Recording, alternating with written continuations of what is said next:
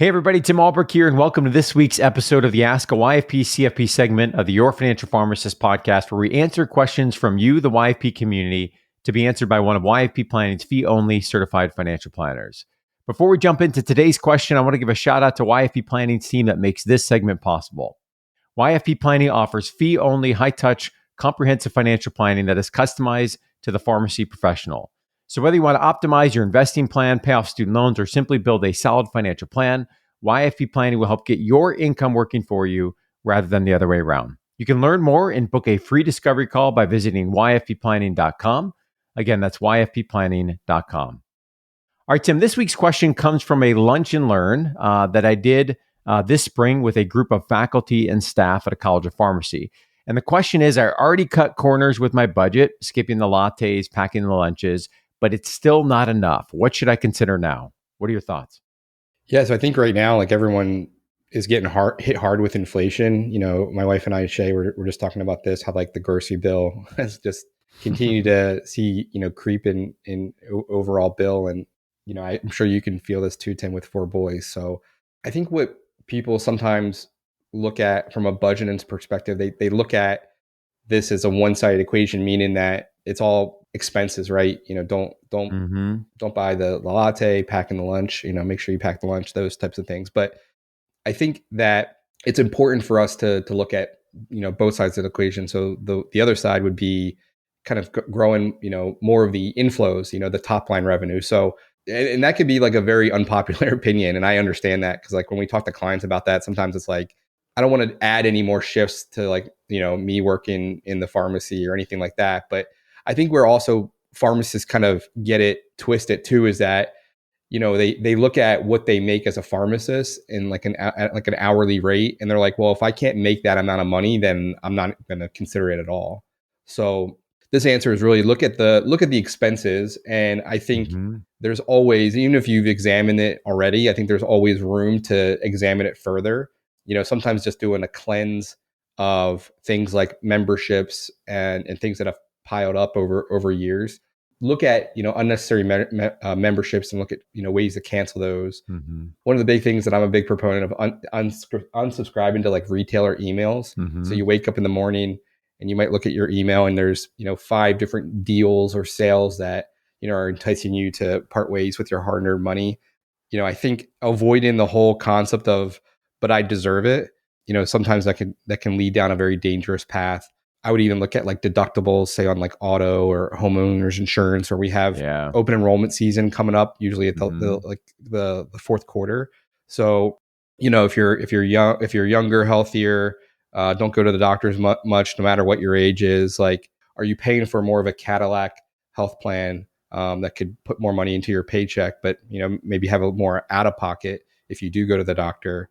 Things like that, I think is really important to examine. And there's a lot more, but I think the inflow side, growing kind of the top line revenue, are you doing that?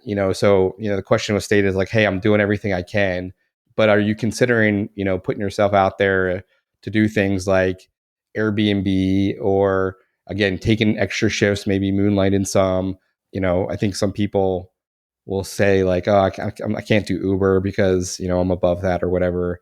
Do you have some creative talent, whether it's photography or something like that you can utilize? Even like, are there ways to put your PharmD to use? So whether that be like medical write-in or I'm sure if you go onto like Upwork, which is a site that we've used to kind of hire contractors, I'm sure there is work out there that, could use like a PharmD's expertise. Could it be teaching, more? Obviously, I think this came from faculty, so maybe that isn't necessarily on the docket. Web design, things like that you might have an interest in and that you're good at. Is there a way to like monetize that? That's I think the challenge, Tim, is I think is to challenge you further. And again, not just look at the expense side of the equation, but are there ways that you can generate additional revenue to kind of make up the gap? And sometimes that can be an eye rolling inducement, to be like, I'm working as it is a lot, especially we can see that in academia, but you can only cut your expenses so much until you have to start, you're kind of forced to look at the other side of it. But there could be even things like asking for a raise? If you're building a brand as a pharmacist, are there ways to have affiliate deals?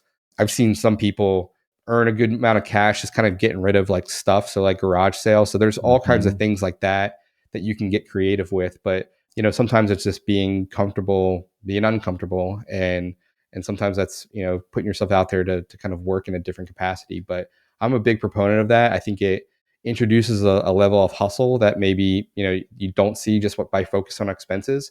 But yeah, I think examining the expenses is important. But again, I think looking for additional ways to generate cash.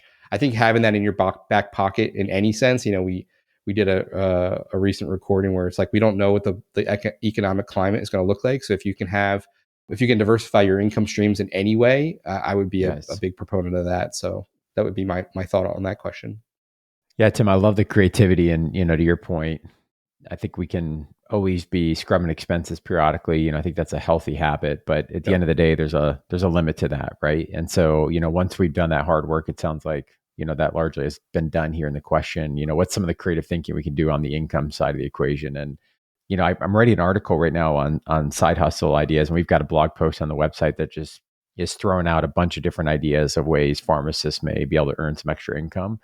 And I think we have 19 or 20 different ideas. We've featured many stories on the podcast before. And, the idea is that you might look at some of those and be like, yep, that's me. Or it just might get you thinking about, oh, I hadn't thought about that. I hadn't thought about, a different idea. And it could be a clinical skill that you monetize, and it could be a non-clinical skill. We have pharmacists that have pursued passion in photography and art and other areas that haven't necessarily monetized their clinical expertise, but many others that certainly have done that as well. So, I think some of that creative juice and energy is powerful. And I would encourage folks, one of the benefits I think of, some of these extra types of activities is sometimes the motivation and the inspiration that can come through, the creativity and the hustle phase. Now, certainly I don't think anybody wants to be grinding it out for long stretches of time, but often there can be some significant momentum and energy, that can come from some of these activities. It's given me flashbacks, Tim.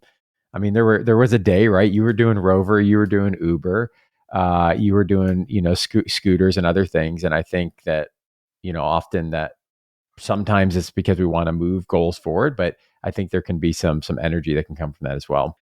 Yeah. And I think like, if you think about impact, if you add up a lot of those examples about like packing lunch and lattes, like those are all good and they can move the needle. But I think if you can, find a revenue stream that, I guess what I'm saying is that I think growing a revenue stream has more bang for your buck versus, trying to eliminate 30 different little things in the budget. So again, I'm a big proponent of looking at both, but I think, if you can find an impactful revenue stream, I think that cures a lot of ills faster. But yeah, I mean, when I launched my business, that was, I had a runway to work with, but, I needed to, for this to work in my mind, I needed to find creative ways to have more money come in the door until I, can kind of right myself. Because, going from a salary to basically no salary can be a very scary thing. So yeah, part of that was for survival. Part of that was also like, for me, it was also like testing that out and saying, hey, like, I'm recommending you consider this because I've done it before and it works. Yeah. So it's also kind of proof of concept. So yeah, I think, these are healthy things. I think sometimes people get frustrated and they're like, like I'm supposed to be this in my life, at this stage in my life, and I'm not.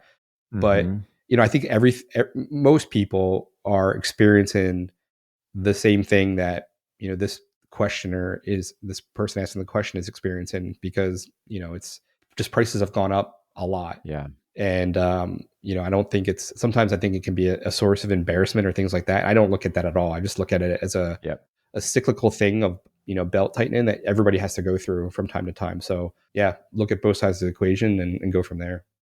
Yeah. And I think, given the times, as you mentioned too, I think we need to step back and remember that we're hopefully not in a long-term, high inflationary period where it's hitting us at many different angles. And we know pharmacist income, for the large part have gone up, but haven't, gone up 9%, as many of our expenses have over the last year.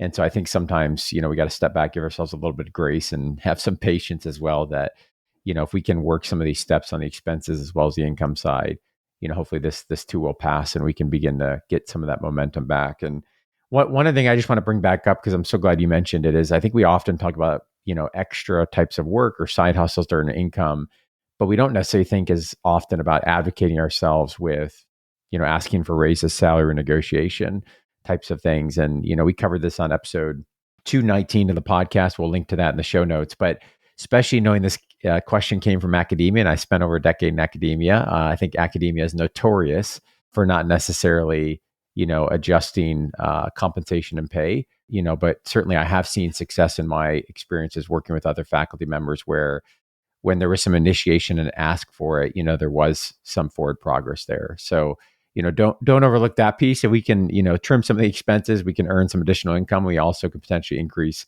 our salary. There's definitely more than one angle that we could tackle this.